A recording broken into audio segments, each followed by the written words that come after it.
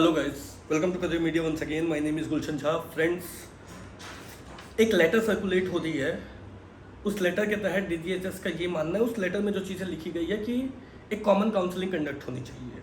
Common counselling conduct होने का मतलब है कि अभी जो स्टेट काउंसलिंग के लिए अलग अलग स्टेट्स में अप्लाई की जाती है, वो सारी काउंसलिंग कॉमन प्लेटफॉर्म पे होनी चाहिए।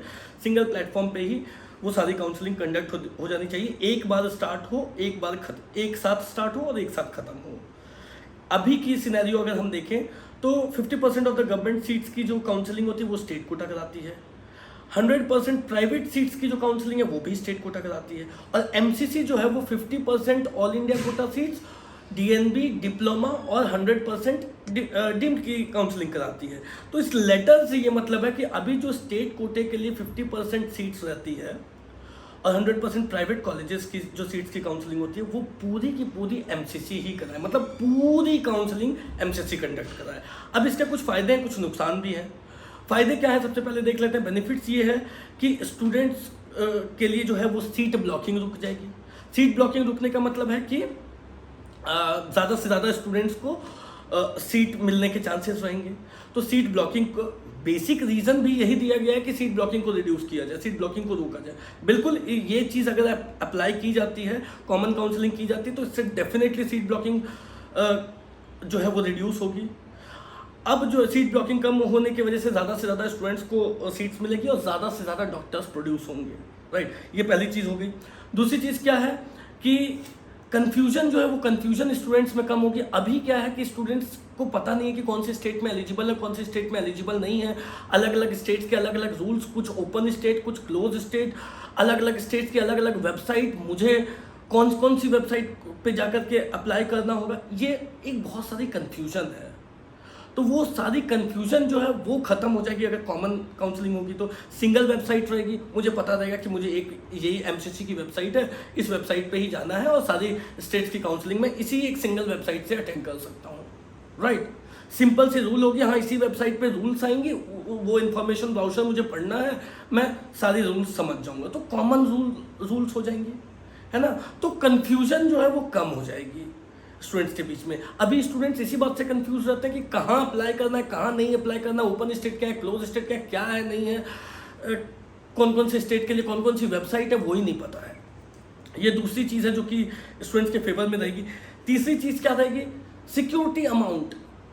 एमसीसी की काउंसलिंग अटेंड करेंगे तो एक बार 2 लाख रुपए पे करने हैं अगर प्राइवेट के लिए करते हैं तो। अब अलग अलग अगर ओपन स्टेट्स की बात करें तो 15 ओपन स्टेट है। 15 ओपन स्टेट में अगर 10 ओपन स्टेट में मैं अप्लाई कर देता हूँ और उसकी फीस अगर 2-2 लाख रुपए, तो 20 लाख रुपए मेरे सिक्योरिटी अमाउंट में ही इंगेज हो जाते हैं। मेरा बजट है फीस देने का 10 लाख रुपए, मुझे मिल सकती है कर्नाटका में। मुझे कर्नाटका में एक जगह सीट मिलती है, उसकी फीस है 12 लाख रुपए, तो मैं 12 लाख प्लस 2 लाख रुपए ज़्यादा से ज़्यादा अरेंज करके रखूँगा, मतलब 14 लाख में मेरी जो काउंसलिंग खत्म हो सकती है वो अभी 20 लाख रुपए में 10 स्टेट में अप्लाई करने के प्लस जो फीस है वो मुझे अरेंज करके रखनी होगी, मतलब 30 लाख 32 लाख रुपए अरेंज करके रखनी होगी। तो जो फाइनेंशियल लॉस है ना वो स्टूडेंट का कम होगा। अभी बहुत सारे स्टेट में क्या चीज़ हो रही है कि सिक्योरिटी अमाउंट जा रही है तो वापस आएगी कि नहीं आएगी, वापस भी कभी नहीं आई। कभी कॉलेजेस को भेज दिया जा रहा है कि आपकी जो सिक्योरिटी अमाउंट है वो आपके कॉलेज में चली गई, आप कॉलेज वाले बदमाशी कर रहे हैं। तो सिक्योरिटी अमाउंट को लेकर के जो है काफ़ी बदमाशी इस लेवल पे भी हो रही है। तो जो चीज़ मेरी सिर्फ 2 लाख रुपए दे करके हो सकते हैं, उसके लिए मैं 5 लाख, 8 लाख, 10 लाख, 12 लाख रुपए पे कर रहा हूँ, क्योंकि मुझे अलग अलग स्टेट में अप्लाई करनी है। तो ये फाइनेंशियल लॉस जो है ये कम हो जाएगी। इसके अलावा अगर देखें तो एक डिसएडवांटेज भी है। डिसएडवांटेज ये है कि अपॉर्चुनिटीज स्टूडेंट्स के पास कम हो जाएंगी। जो टॉपर्स हैं एक्चुअली उनके साथ ये डिसएडवांटेज है।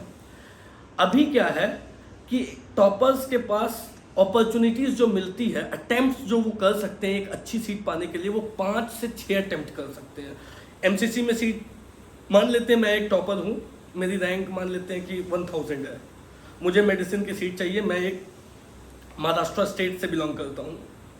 अब मैं पहले एमसीसी की काउंसलिंग अटेंड करूँगा, फिर वहाँ पे एक सीट मिली, फिर मैं अपनी स्टेट की भी काउंसलिंग अटेंड करूँगा, वहाँ पे भी मुझे एक सीट मिल गई, फिर मैं एमसीसी की राउंड 2 में भी एलिजिबल रहूँगा, फिर मैं एमसीसी के राउंड 2 अटेंड करूँगा, फिर मैं एमसीसी की राउंड 2 वाली सीट मुझे पसंद नहीं आई मैं उसको छोड़ दूंगा, फिर मैं वापस से स्टेट में अपनी स्टेट की राउंड 2 अटेंड करूंगा, तो 4 अटेम्प्ट तो वैसे ही हो गए।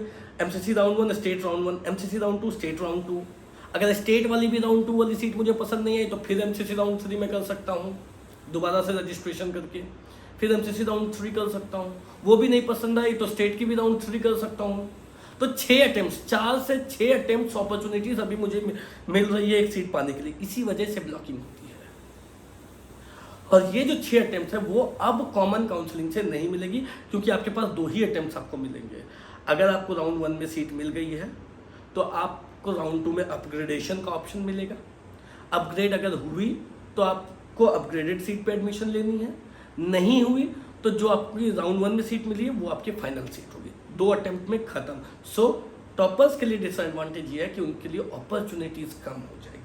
मगर अगर ब्रॉड रेंज में आप देखो तो ज़्यादातर स्टूडेंट्स के लिए ये फ़ायदा है। ये फ़ायदा इसलिए है क्योंकि ज़्यादातर स्टूडेंट्स को सीट मिल सकेगी और ज़्यादा से ज़्यादा डॉक्टर प्रोड्यूस हो सकेंगे। सो गाइज बेसिकली इस ये जो नोटिस है इसका कहने का मतलब यही है। अच्छा, एक ये ज़रूरी बात है कि ये कॉमन काउंसलिंग जो होगी वो कब से होगी? लेटर तो अभी इस साल ही सर्कुलेट हो रही है, तो क्या वो 2023 से ही होगी? नहीं, मुझे नहीं लगता कि 2023 से हो पाएगी। ये होगी भी तो 2024 से होगी। रीज़न क्या है कि आपको सभी स्टेट्स के रूल्स को पहले तो जो एमसीसी कॉमन काउंसलिंग कराने के लिए आपको सभी स्टेट्स के रूल्स को मोल्ड करना होगा। ओपन स्टेट है, क्लोज स्टेट है, उनकी रूल्स है, उन सभी स्टेट्स के रूल्स को आपको ध्यान में रख के कॉमन सेट ऑफ रूल्स बनानी होगी। उसके बाद फिर जो एलिजिबिलिटी क्राइटेरिया है उसके अकॉर्डिंग आपको रूल्स चेंज करनी होगी। उसके बाद फिर जो आपका कॉमन प्लेटफॉर्म है एमसीसी की जो वेबसाइट है, उस वेबसाइट पे सभी चीज़ों को इनेबल करनी होगी। तो ये सारी चीज़ें जो है ना, ये बचे हुए 2 महीने में नहीं हो सकती है। उसको आप वेबसाइट पे इनेबल भी करोगे तो आपको उसको ट्रायल एंड टेस्ट भी तो करना होगा कि ये सही से फंक्शनल कर रही है या नहीं कर रही है। अभी आप देखो कि जब काउंसलिंग स्टार्ट होगी ना तो एमसीसी की वेबसाइट क्रॉल करने लगती है, क्योंकि उस पर लोड इतना ज़्यादा आ जाता है। गवर्नमेंट की वेबसाइट है, ज़्यादा लोड आ जाने से वो क्रॉल करने लगती है, फिर वो धीरे धीरे ठीक होती है। अब आप सभी स्टेट्स की भी काउंसलिंग के लिए अगर कॉमन प्लेटफॉर्म बना दोगे तो आपको प्लेटफॉर्म भी उसकी जो फंक्शनैलिटी है वो भी आपको, उसकी जो सर्वर की जो सर्वर है उसको भी आपको ब्रॉड करना पड़ेगा कि वो उसको मैनेज कर सके उतने स्टूडेंट्स को। तो ये सारी चीज़ें जो है ये बचे हुए 2 महीने में नहीं हो सकती। ये मेरे को लगता है 2024 में होगी तो होगी। अभी फिलहाल नीट एसएस की काउंसलिंग कॉमन ही होती है, इस बात का ध्यान रखें। तो उसी तरीके से नीट यूजी और नीट पीजी की भी काउंसलिंग करने की बात चल रही है। तो गाइस अगर कोई डाउट हो, क्वेरी हो तो दिए गए नंबर पे कॉल कर सकते हैं। जैसे मैंने बताया कि एडवांटेजेस इसमें बहुत हैं, कुछ स्टूडेंट्स के लिए डिसएडवांटेज भी है। और अगर आपको करियर मीडिया से पेड सर्विसेज अवेल करनी हो तो नंबर स्क्रीन पर दिया गया, कॉल करके इंक्वायर कर सकते हो। और बहुत इंपॉर्टेंट बात है कि आपके रैंक पे आपको कौन कौन से स्टेट्स में काउंसलिंग अप्लाई करनी चाहिए, इसके लिए आप करियर मीडिया की ऑफिशियल वेबसाइट www.careermedia.ai पे विजिट कर सकते हो।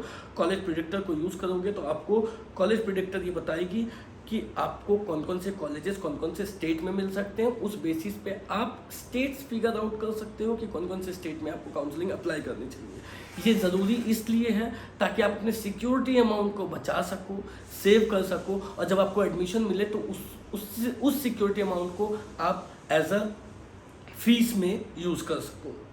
So that's all for today guys, thank you so much, have a nice day.